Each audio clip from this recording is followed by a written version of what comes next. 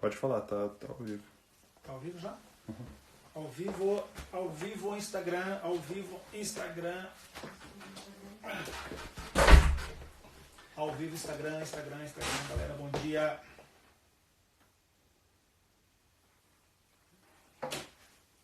Fala galera, deu um bug ali É o bug do milênio.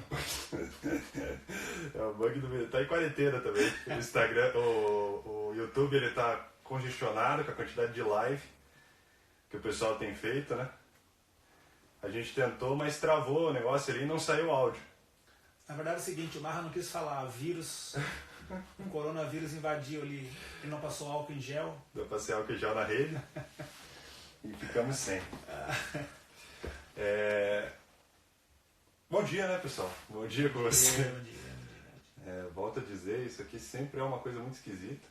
A gente nunca sabe exatamente quem está assistindo, né? Essa é uma coisa muito interessante, ela tem um lado muito bom e um lado muito ruim, né? Porque a gente pode alcançar muito mais pessoas com esse tipo de transmissão, mas também a gente sempre fica com uma incerteza, né? De qual vai ser a repercussão que isso vai dar, porque será que as pessoas vão entender exatamente? Ainda mais no tempo que a gente passa hoje, né? Verdade. Cara, que só tem hater, que só tem coisa complicada, né? Pode vir, Luana, fica à vontade. Fica à vontade, Ana. Quem sabe faz ao vivo. Quem sabe faz ao vivo.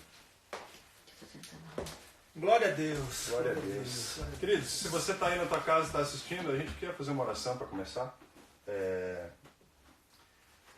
Vamos orar. Se você está aí com a sua família, também quiser orar com eles. Amém? Pai, nós te agradecemos por este momento. Sim. Nós entendemos que o teu propósito, a tua razão, Pai,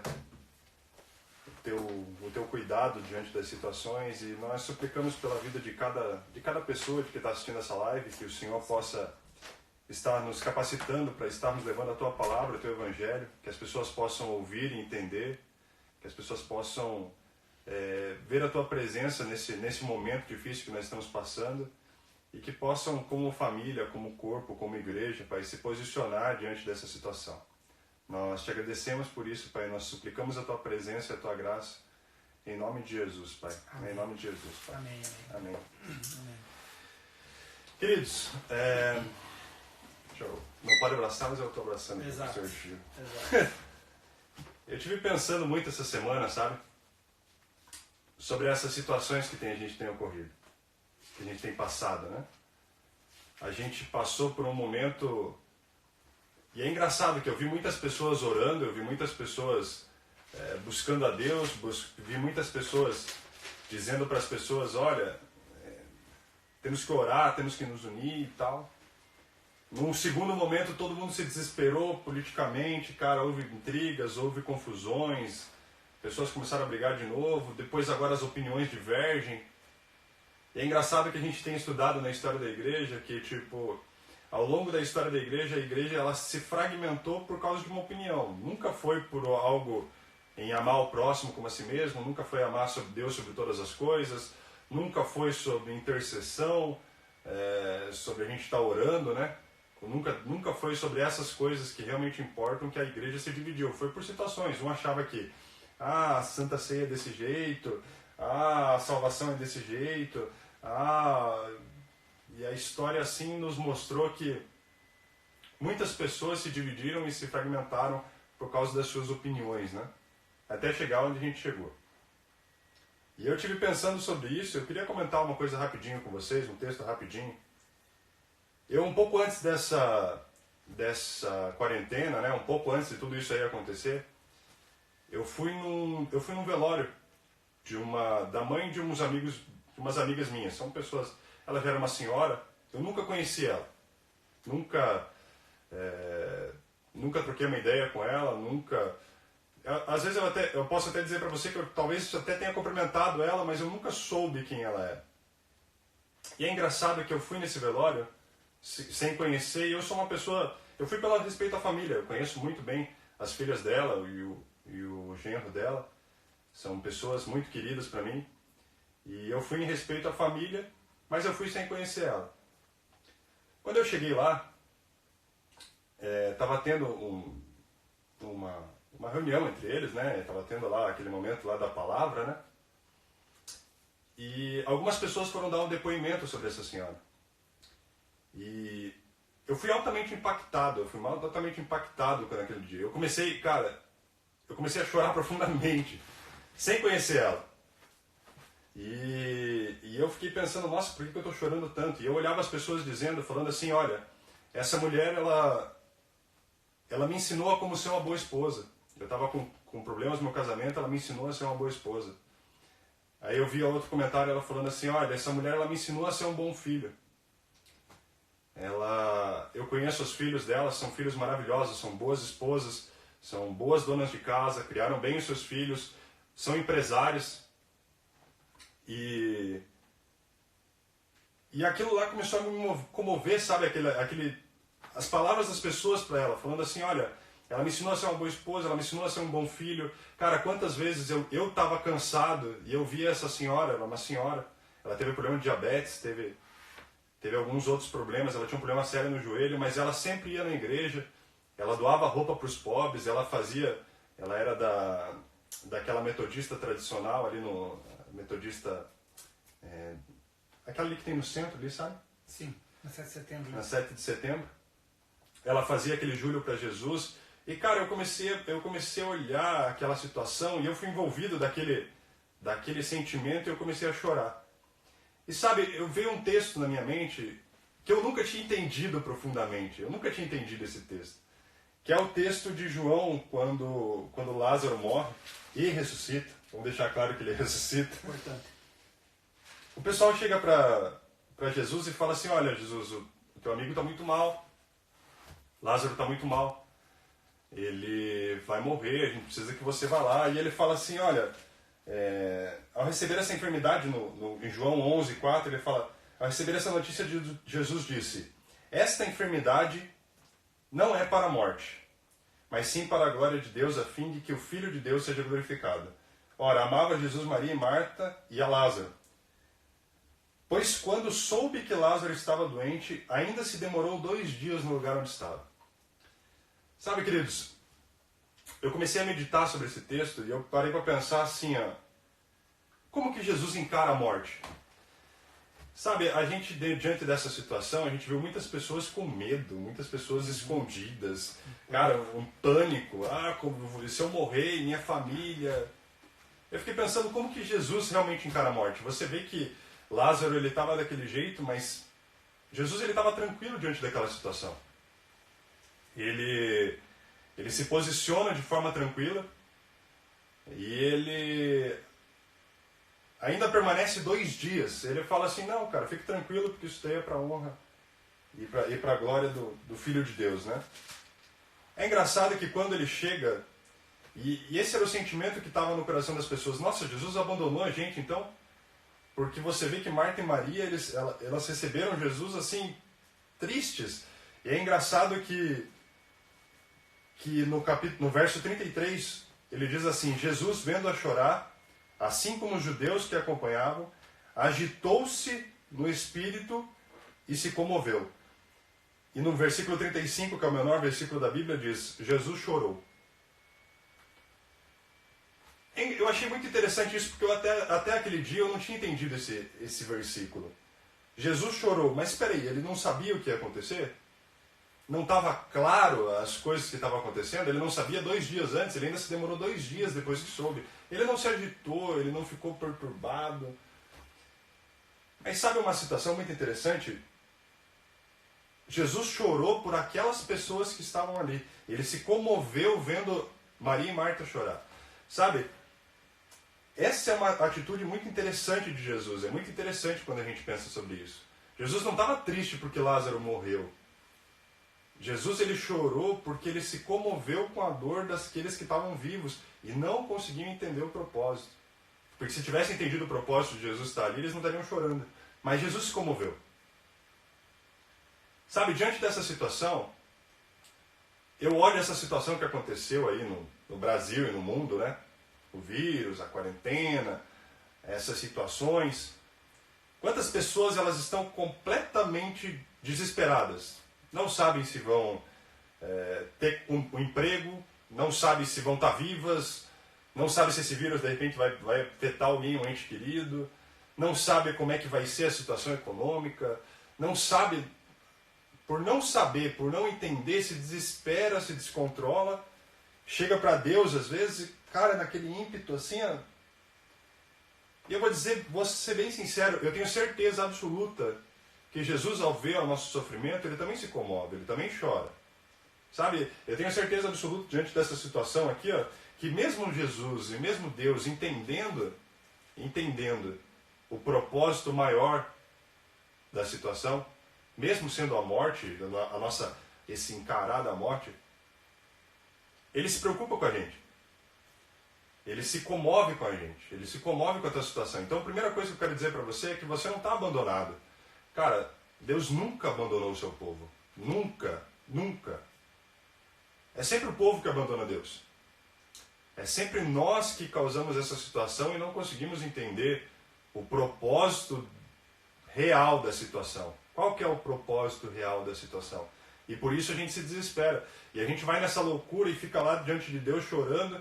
E Deus olha pra gente e se comove da nossa dor. E eu tenho certeza, amado, que Deus não vai nos deixar sucumbir diante dessa situação. Mas eu quero te falar uma situação que acontece no Antigo Testamento. Eu vou resumir de forma bem geral para você. Depois que Salomão morre, Israel se divide, tem o Reino do Norte, tem o Reino do Sul. Você vê que Judá continua ali perseverando. Você vê que o Reino do Norte ele se afasta de Deus. E como consequência desse se afastar, aparece um rei bom, um rei mau, um rei bom, dois rei bom, dois rei mau, três rei mau. E diante de toda a situação, Deus ele manda uma condenação sobre Israel inteiro. E é isso que eu quero que você pense. A condenação ela não é aquele cativeiro, não foi só para os maus. Os bons também foram, os bons também sofreram. A diferença é que os bons entendiam o que estava acontecendo. E você vê nos profetas, você vê Daniel falando, você vê Jeremias falando, ele entendendo o porquê que aquilo estava acontecendo. A diferença sempre está que o homem verdadeiro de Deus, a pessoa verdadeira de Deus, ela sempre entende o porquê que acontece algo. O porquê que acontece uma situação, né? E quando eu vejo isso, eu queria que você reparasse que o povo clama, o povo chora, o povo se comove ali naquela época. Cara, as pessoas ficam ali desesperadas. Você vê quantas orações não tem, quantos clamores não tem. Deus ele vem e fala assim, olha, eu vou tirar vocês do cativeiro. Vou tirar vocês do cativeiro. Você vê que ele ergue Neemias para reconstruir os muros, reconstruir o templo. Depois acontece tudo. Mas eu queria falar eu comentei sobre isso, para comentar uma atitude interessante que tem nos 3 últimos livros, né, do Antigo Testamento. Zacarias, Malaquias, Ageu, né? Esses 3 profetas, eles falam uma coisa muito similar às coisas. Porque as pessoas saíram daquela condição de cativeiro, mas elas estavam preocupadas demais para recuperar suas próprias vidas e esqueceram de Deus. Sabe, no momento de dificuldade, todo mundo está clamando, todo mundo está orando, todo mundo está fazendo. Nossa, cara, você vê orações, intercessão, show de bola.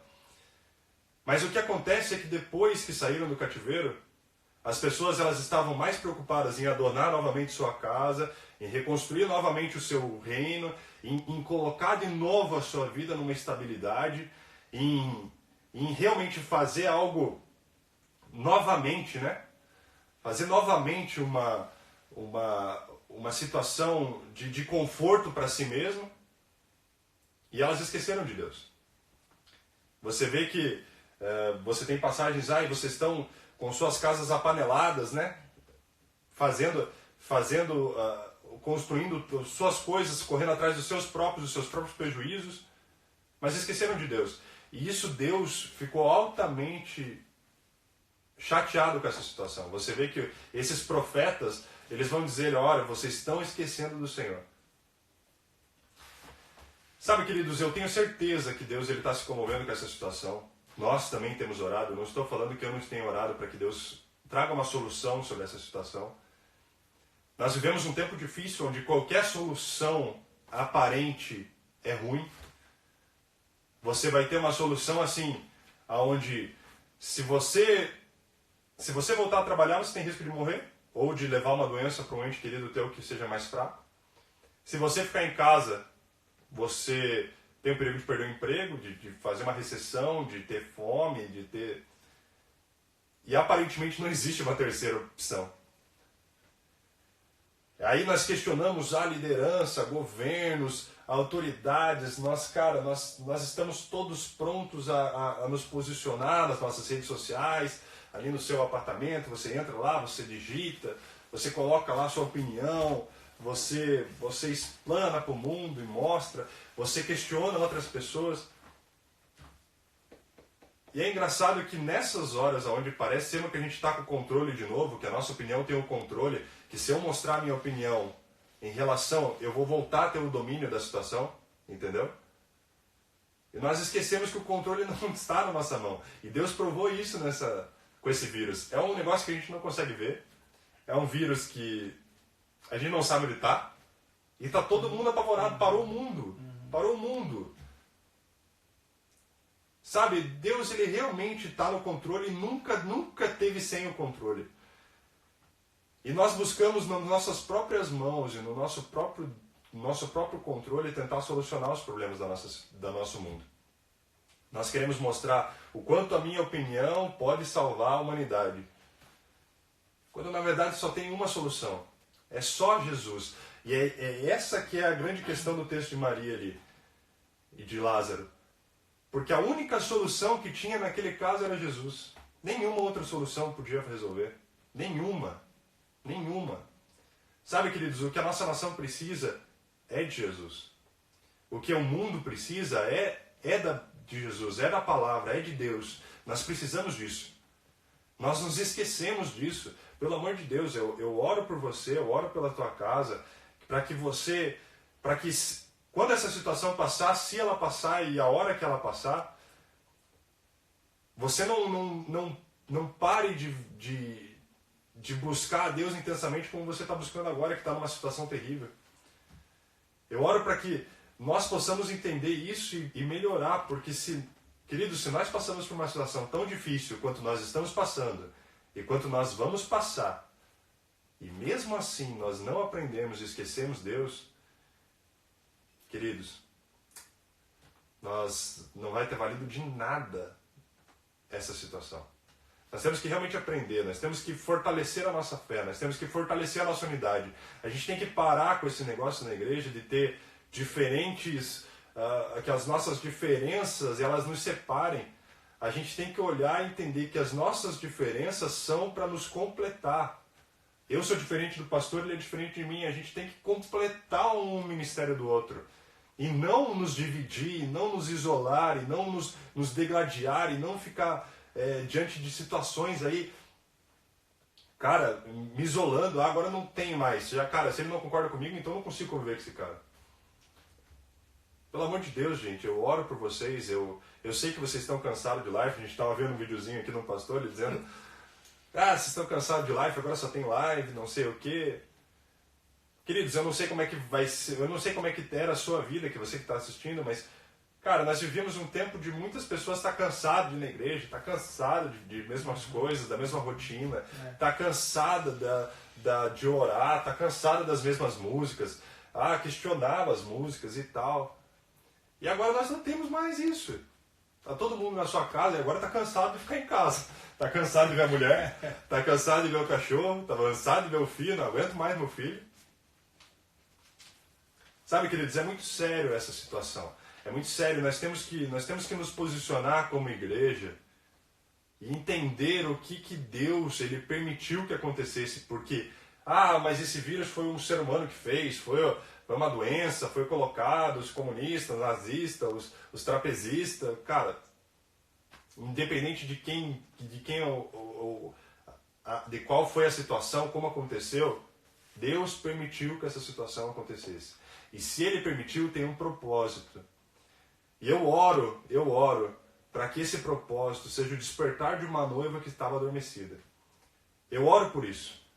A minha oração é que realmente essa situação tenha acontecido para o despertar de uma noiva que estava adormecida. Porque situações difíceis nós sempre vamos ter, situações complicadas nós sempre vamos ter, dor e sofrimento aqui nessa vida nós sempre vamos ter. Uma coisa que eu acho interessante da mensagem da Bíblia e da mensagem de Cristo é que Deus ele resolve os 3 grandes problemas da humanidade. Que é a morte, ele nos dá, todos nós vamos morrer. Isso aí é, cara, se for agora de coronavírus, se for mais velho, se for jovem, se for atropelado, cara, todos nós vamos morrer. E ele resolve esse problema dizendo, olha, você vai ter a vida eterna. Eu te concedo a honra de uma vida eterna, através de mim, através da minha pessoa, Jesus falando, né? Ele resolve o problema do sofrimento. Todos os seres humanos estão sujeitos a sofrer, rico, pobre, todos nós estamos sujeitos. Ele fala assim, olha, haverá uma terra onde não haverá sofrimento. E ele resolve o problema da nossa dor, porque todos nós estamos sujeitos. Cara, eu posso sair daqui, bater o meu dedinho ali, ó, na quina, e, cara, sentir uma dor absurda. Todos nós estamos sujeitos à dor.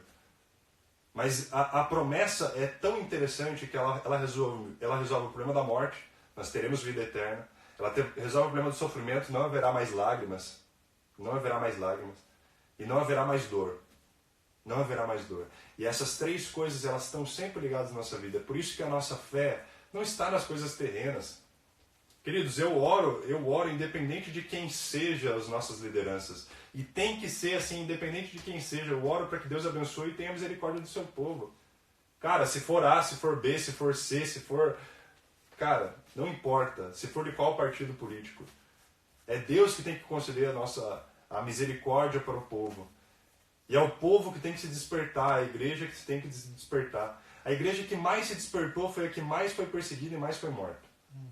Cara, se você olhar os apóstolos e a igreja que veio depois de Jesus, eles eram uma igreja acordada. Eles sabiam o que eles tinham que fazer, como fazer, e não ficavam se questionando. E se você olhar os 300 primeiros anos da história da igreja, o que mais aconteceu foi perseguição e morte. E o que mais nós buscamos hoje nas igrejas é conforto e estabilidade. Seja financeira, seja emocional, seja financeira com as promessas financeiras, seja emocional com os coaches emocionais, seja alguma coisa, nós buscamos o conforto. Ah, Mahatma, isso é errado? Queridos, eu não estou aqui para julgar se é certo ou errado. Eu estou dizendo que uma noiva adormeceu.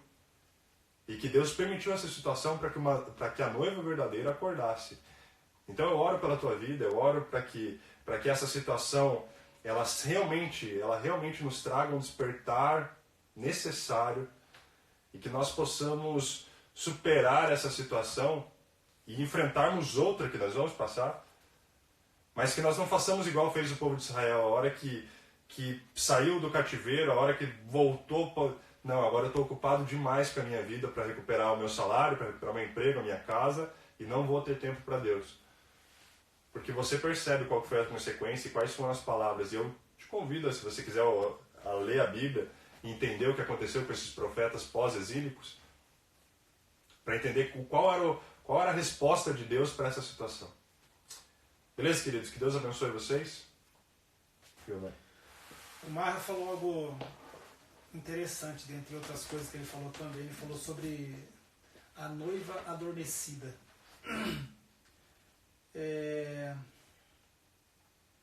Eu também, essa semana, eu também estava pensando sobre isso, e agora só se fala nessa questão desse vírus, né? Não tem outro assunto, porque não é só no nosso país que está acontecendo, é no mundo todo. Então não tem como desassociar o que estamos passando com o vírus. E tem muita gente, muito profeta se levantando, falando que é isso, que é o apocalipse, que é o fim do mundo, porque é a ira de Deus, que é o dedo de Deus, porque Deus está pesando a mão. Gente, Deus não pesa a mão. Você não acha nenhum texto na Bíblia que Deus pesa a mão. Ele usa alguns meios para chamar a atenção. Isso é óbvio. E essa questão de noiva adormecida, é muito interessante, porque, como eu falei, eu estava pensando essa semana acerca de tudo isso, né? E eu fui escrevendo algumas coisas e como eu sou igual o Mahatma, eu sou dislexo, esqueço demais das coisas, eu tenho que escrever, porque senão eu tenho que anotar, eu tenho que fazer a colinha, porque senão já era. Não, olha aqui, presta atenção, não pode olhar aqui não. Isso tudo que está acontecendo, não tem mais cultos nas igrejas, hoje é só live, né? Live, e a gente vê live de tudo quanto é jeito. E no meu ponto de vista, eu não sou o dono da verdade, é só a minha opinião. É como eu falei tempos atrás, nós não temos a verdade, nós temos opiniões. A verdade só tem uma, e é a palavra de Deus. Então nós temos opiniões. E na minha opinião, é tempo dessa noiva que adormeceu, ou que está adormecendo, ou já está dormindo, é tempo desta noiva ouvir a Deus sem a necessidade de ninguém falar com ela, sem precisar do homem falar com ela. Você entende? É tempo de nós ouvirmos a Deus sem ter alguém para fazer uma live, sem ter alguém em cima de um púlpito com um microfone na mão dizendo: Deus está falando com você. É tempo da gente ouvir a Deus, como dizem em Mateus capítulo 6, no versículo 6, entra no teu quarto em secreto. É tempo de nós ouvirmos a Deus. É tempo de nós ouvirmos a Deus. De repente, minha opinião, isso tudo veio a acontecer para que de repente nós estivéssemos aqui em dois apenas aqui, ó. Algumas pessoas ouvindo, vendo e ouvindo, mas nós estamos apenas em dois aqui. Mas em dois ainda é muito. O correto seria que cada um de nós estivéssemos num cantinho, sentado, deitado, ou enfim, não importa a posição, mas ouvindo a Deus. Tem um texto lá em Êxodo que depois que Deus fala com Moisés, o monte treme, aquele negócio todo, daí Moisés desce do monte e o povo fala assim para Moisés: Moisés, fala tu conosco e não Deus, para que não morramos. O povo hebreu, ele optou em ouvir a Moisés: Moisés, fala tu com a gente, mas não fale Deus. O povo optou para que um homem falasse com ele, em vez de falar diretamente com Deus. Então eu vejo hoje em dia isso. É tempo de eu e você ouvirmos a Deus sem a necessidade de alguém vir nos dar uma palavra. Porque nós temos o verbo vivo, cara, à nossa disposição, a hora que a gente quiser. E aí eu pergunto a você: e se por um acaso acabar o sinal da internet no mundo todo? Como é que faz? Como que a igreja ela vai se virar?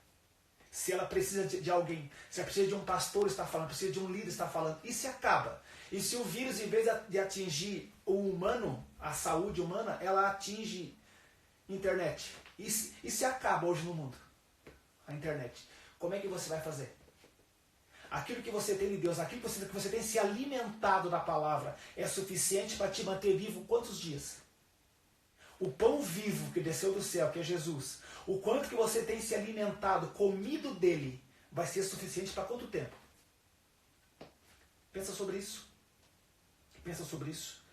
Porque quando uma crise aparece, como essa que estamos vivendo, quando uma crise aparece, o que está dentro de nós também aparece. Se você tem fé, a tua fé ela vai aparecer.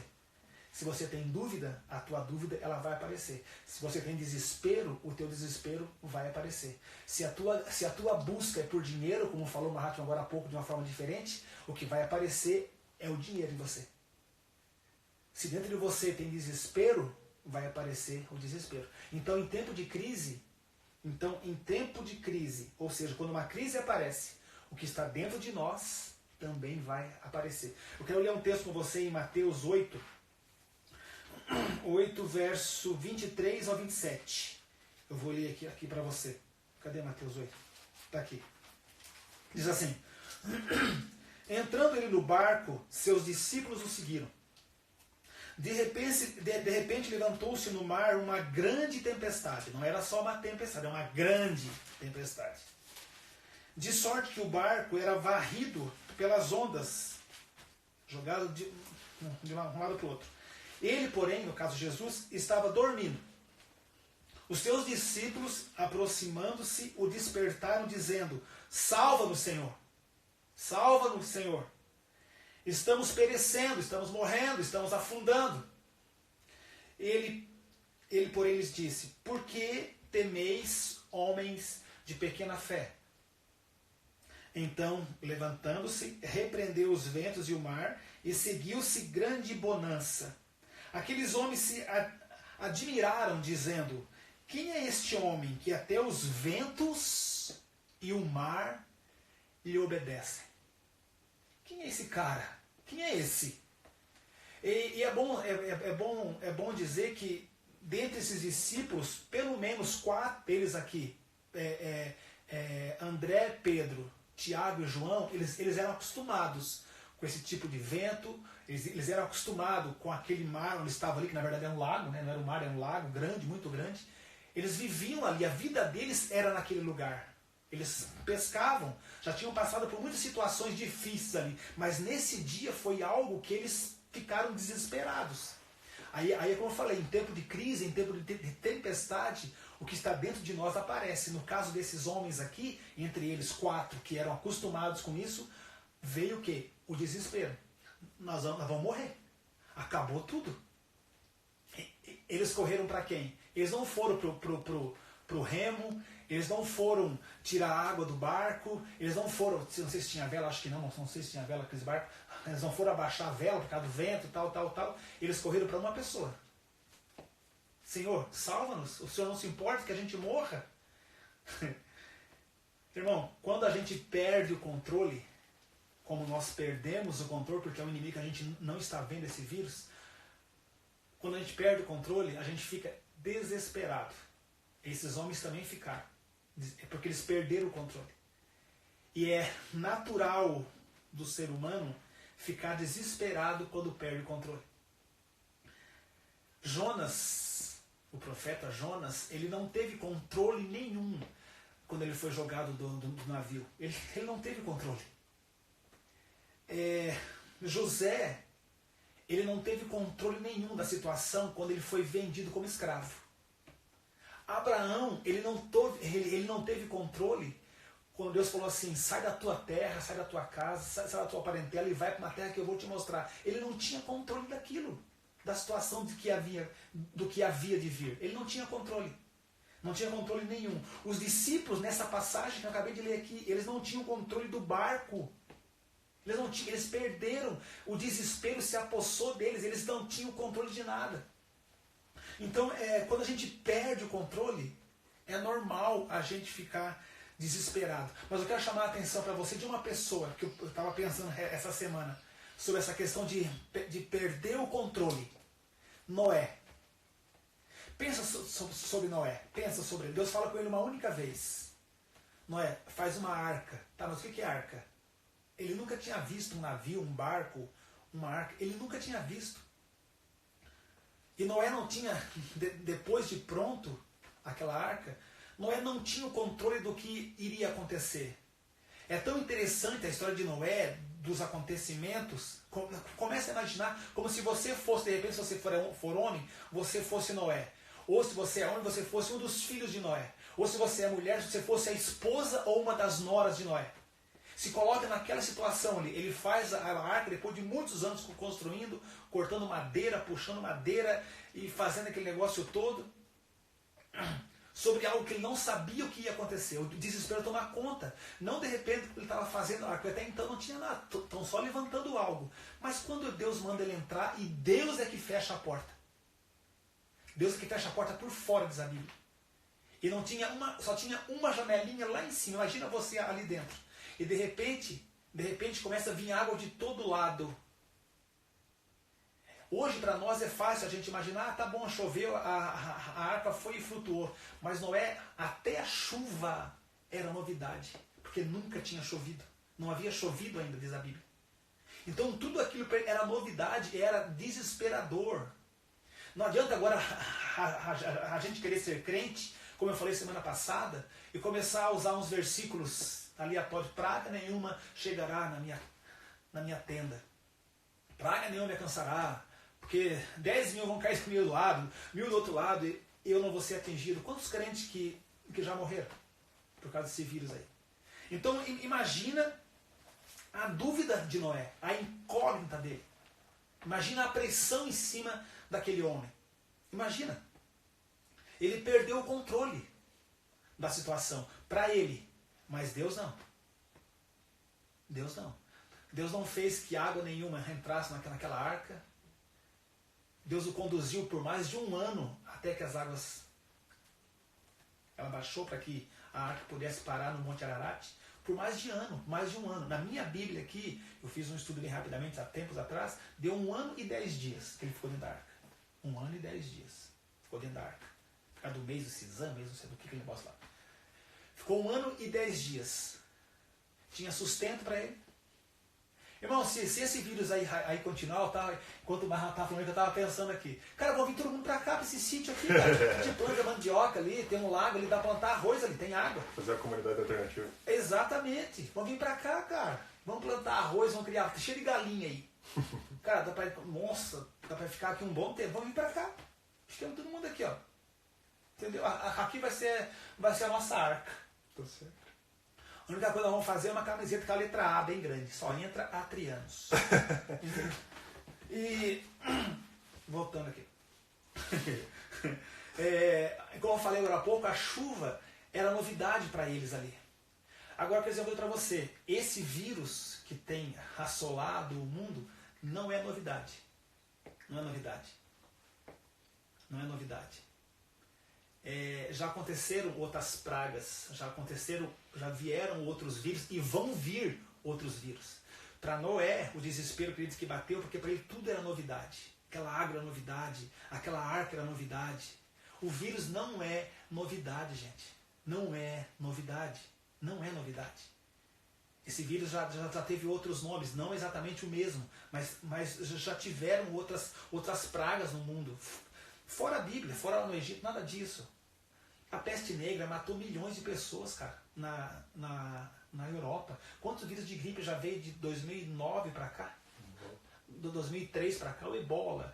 Teve a gripe suína, a gripe aviária.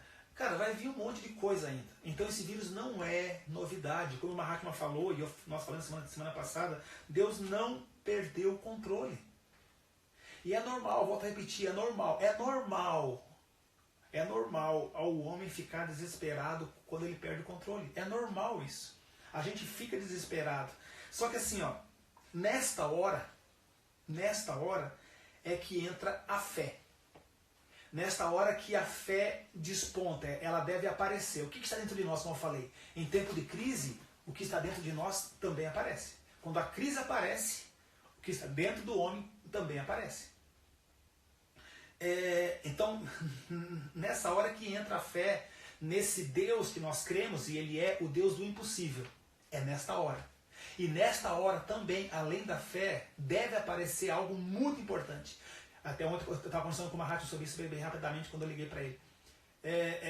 Nesta hora também entra algo que anda junto com a fé, a razão. A razão. Nós somos seres racionais. Nesta hora, nós temos que raciocinar. Nesta hora, nós temos que usar a sabedoria que Deus nos deu. Você acha que Deus nos deu um cérebro para quê? Um cérebro. Por que você acha que Deus nos deu um ouvido para ouvir, olhos para ver? Por que você acha? Por que você acha que nós temos não sei quantos milhões ou bilhões de neurônios? Por quê? Por que Deus ele concedeu ao homem sabedoria? É para esse momento, gente. Então a fé e a razão, elas andam junto. Nós precisamos usar a nossa razão agora também. Raciocinar, é hora de raciocinar. Eu quero ler um texto com você. Olha só em Êxodo capítulo 14, olha só. Aqui nesse texto, O povo hebreu, já estou terminando, tá? Mais uns 5 minutinhos só. O povo hebreu tinha saído do Egito, aquele milhões de pessoas estavam saindo, já tinham passado o deserto, melhor, antes de passar o deserto, chegaram no mar. Milhões de pessoas. A gente imagina assim a alegria deles. Uau, estamos livres.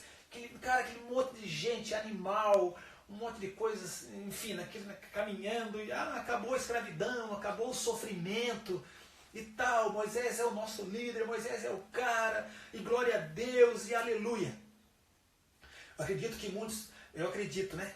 Que estavam orando e louvando a Deus. Se tivesse lá uns violões, iam tocar violão, iam cantar como é precioso, irmão, estarem junto a ti, e juntos lado a lado, andarmos com Jesus, e aleluia, e glória a Deus, caminhando, todo mundo feliz. Aí até que chega uma situação, o mar. É esse texto aqui. Versículo 10 fala assim, ó. Eles chegam no mar, eles param, né? Eles chegam dentro do mar, eles param. Aproximando-se Faraó, que estavam vindo atrás deles, os filhos de Israel levantaram os olhos e viram os egípcios que vinham atrás deles. Temeram muito e clamaram ao Senhor, tem misericórdia. Como muitos têm clamado agora, Senhor, tem misericórdia. Né? Isso não é errado, óbvio que não. Disseram a Moisés, aí já começa o crente. Foi por não haver sepulcros no Egito que nos tirasse de lá, para que morramos nesse deserto? Eles tinham clamado a Deus e foram reclamar. Foram orar e foram reclamar. Senhor, tem misericórdia. Ô Moisés, ó o crente, olha o crente, clama a Deus e vai reclamar. Não é assim muitas vezes? Talvez você que esteja ouvindo, não é assim com você? Você ora para Deus e reclama? Senhor, olha aí. Ou não, para o Senhor não, para o Senhor você ora. Meu Deus, me abençoa, me livra a minha família. Mas ele reclama para o vizinho, reclama para o amigo, reclama para o irmão. Por que fizeste isto, tirando-nos do Egito? Aí o versículo 12. Não é isso que te dissemos no Egito? O povo, cara. Deixa-nos que sirvamos aos egípcios, pois melhor nos fora servir aos egípcios do que morramos no deserto. Porém Moisés disse ao povo, não temais, estais quietos. Eu acho que ele falou assim, cala a boca, praga. Cala a boca. O escritor aqui, acho que ele mudou umas coisas na Bíblia, cara, para ficar bonito, para soar bonito. Moisés falou assim, cala a boca. Cala a boca, para de encher o saco, cala a boca. E vede o livramento do Senhor, que hoje vos fará. Aos egípcios que hoje vistes, nunca mais vereis para sempre. O Senhor pelejará por vós, e vós vos calareis. Olha o versículo 15. Então disse o Senhor a Moisés. Olha a questão da razão que eu estou falando. Por que clamas a mim? Diga ao povo que marche. Irmãos, tem hora de orar, tem hora de usar a fé e tem hora de usar a razão. Tipo, Deus falou assim, vocês já oraram. Por que vocês estão clamando a mim? Tem que ter atitude. Por que você só ora? A oração já é uma palavra. Orar e agir. Por que você clama a mim, cara? Diga ao povo que marche, Moisés. É para marchar. É para tomar uma atitude. É para usar a razão agora. É para usar o raciocínio agora. É para usar a sabedoria que eu dei agora. E tu, ele falou para Moisés, e tu, cara? Levanta essa vara aí, estende a tua mão sobre o mar e divide-o. Toma uma atitude. Não é só ficar orando, não é só ficar clamando. Tem atitude que dá um passo de fé. O passo de fé é a razão, é usar a razão, gente. É usar a sabedoria, é usar o raciocínio que Deus nos deu. A gente está nessa quarentena, qual é a palavra? Recluso. A gente fica recluso. Tá, e daí agora? É só isso? É só isso? José no Egito, quando Deus fala com ele, dá o sonho para ele, né? Das vacas magras, vacas gordas. Aí ele fala para Faraó, vai vir anos de fartura e anos de escassez. Aí Moisés, quem é Moisés? Cara? Moisés já tinha morrido. Aí o Faraó falou, cara, preciso de você então como governador, como líder. Beleza. O que José fez? Faraó, precisamos construir galpões. Foi a fé que fez isso? Foi a fé que fez isso ou foi a atitude dele? A atitude. Deus já tinha mostrado, vai vir fome. Vai vir fartura por muito tempo e vai vir fome. Deus não falou para ele fazer galpão. Ele que teve a ideia de fazer galpão. A razão. Ele usou a razão. A gente não pode ser crente bitolado, gente. A gente não pode ser crente bitolado. Sabe aquele negócio que os animais usam aqui do lado, que o burro, o cavalo? Não sabe o nome. Não. Aquele trem lá, que sabe que só olha para frente assim, ó, aquela pessoa. Nós não podemos ser esse tipo de crente. Paulo, lá em Atos 27, quando ele estava indo para Roma, que estava no navio, que vem aquele tempestade Euroquilão, deram o nome de Euroquilão, tal. Paulo fala que Deus falou com ele, falou, ó, o Deus que eu sirvo falou comigo, ninguém nesse barco, 276 pessoas estavam no navio. Deus falou comigo que ninguém vai morrer desde que fique no barco. Mas a tempestade não cessou. A tempestade não parou. Por 14 dias não viram a luz do sol, diz a Bíblia. E eles não comeram por 14 dias. Até que Paulo fala assim, gente, vocês precisam comer. Olha Paulo usando a razão. Olha Paulo usando o raciocínio. Vocês têm que comer. E não eram todos crentes. Crentes ali era Paulo e mais alguns que estavam seguindo ele. Paulo usa a razão. Gente, vocês precisam comer, vocês estão fracos. A Bíblia fala que eles comeram pão e eles se fortaleceram.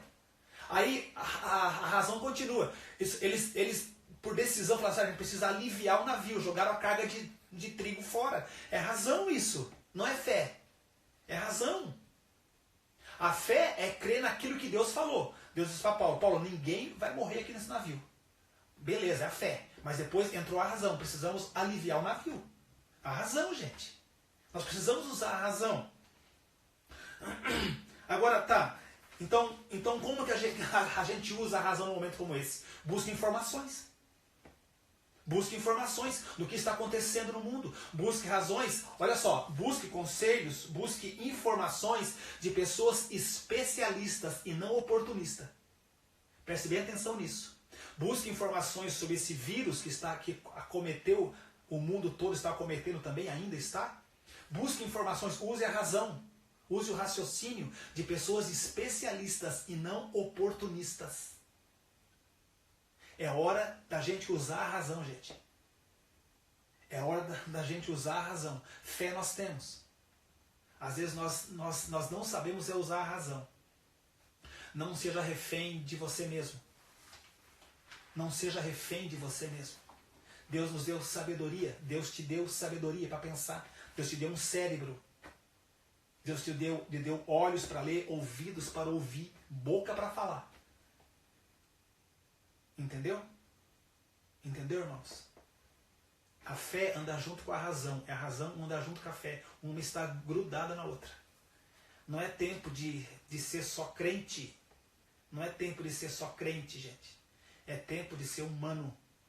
É tempo de ser humano. Você acha que esses cientistas, médicos, cientistas que estão atrás desse remédio para saber a dosagem certa desse remédio que já se sabe que é a cura para esse corona, para combater o corona. Você só precisa saber a porção certa porque tem contraindicação. Tem gente que se tomar o remédio sem a dosagem certa pode ficar surdo. Sabia disso? Estou curado do coronavírus, mas não estou ouvindo mais. Então, esses cientistas que estão empenhados ali, alguns de repente até são cristãos, outros não. Mas por que está sendo usado por Deus? Porque Deus deu a eles sabedoria. Então nós precisamos usar isso. Sabedoria, raciocínio e razão. Precisamos ter o pé no chão nesta hora. Precisamos ter um pé no chão nesta hora. Nós não podemos entrar em um colapso econômico. Muita gente já perdeu o emprego e vão perder o emprego. É hora de usar a razão. É hora de usar a razão. Juntamente com a palavra. Antes a palavra, ver o que ela fala. Qual o caminho a seguir. Qual orientação que ela nos dá nesse momento de crise. Qual a orientação que ela nos dá nesse momento de crise. O que Deus está falando. O que Deus quer ensinar. Aí, usar a razão. Para pôr isso em prática, é a razão. Amém? Que Deus te abençoe, tenha um ótimo restante de domingo, como almoço. Nós vamos orar aqui, gostaria que você orasse aí também. não é? E sejam, não, nem vou usar a palavra crente, vou usar a palavra cristão. Seja um cristão inteligente. Seja um cristão inteligente. Amém? Vamos orar então, Marcos. Vamos orar. Pai, nós te agradecemos por esta manhã, pela oportunidade de podermos estar falando da Tua Palavra, ainda que de uma forma diferente para nós, nova para nós aqui em especial. É diferente falar olhando para um celular, Senhor. Mas é a Tua Palavra, e a Tua Palavra, nós podemos estar em quarentena, podemos estar presos, mas a Tua Palavra não está presa. Até o apóstolo Paulo mesmo fala isso.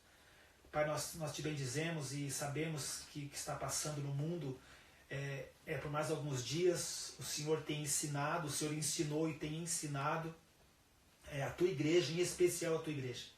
O Senhor tem ensinado em especial a Tua noiva, como disse o Marra, a noiva que adormeceu, aquela noiva que não estava com o óleo na sua lamparina, Senhor. O Senhor tem despertado esse lado, essa noiva, Senhor.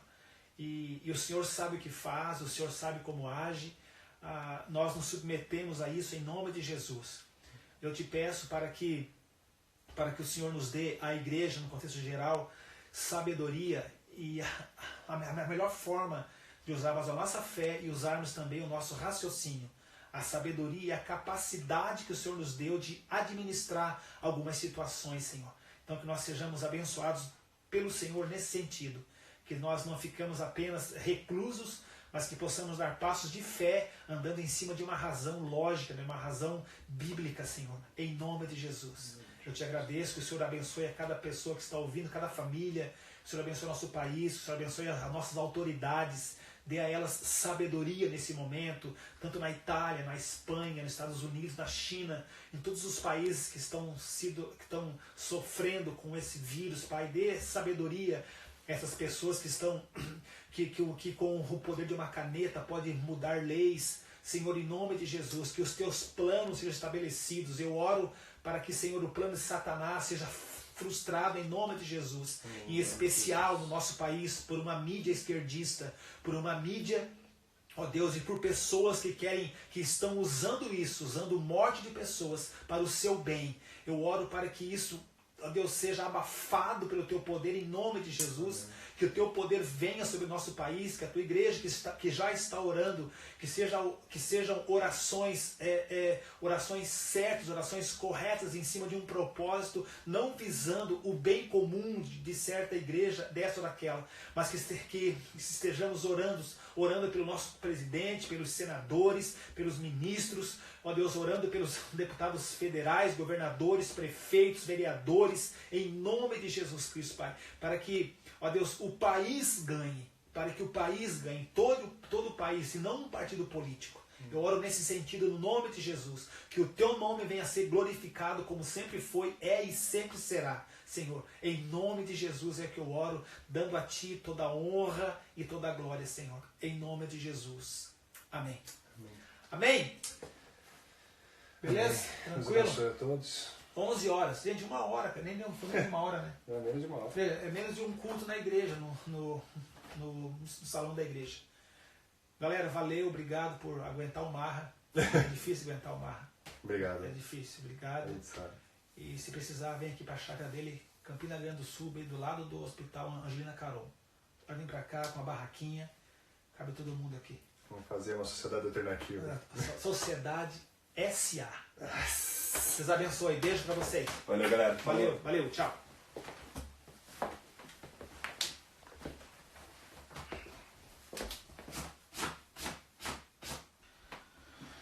Ai. Desligou?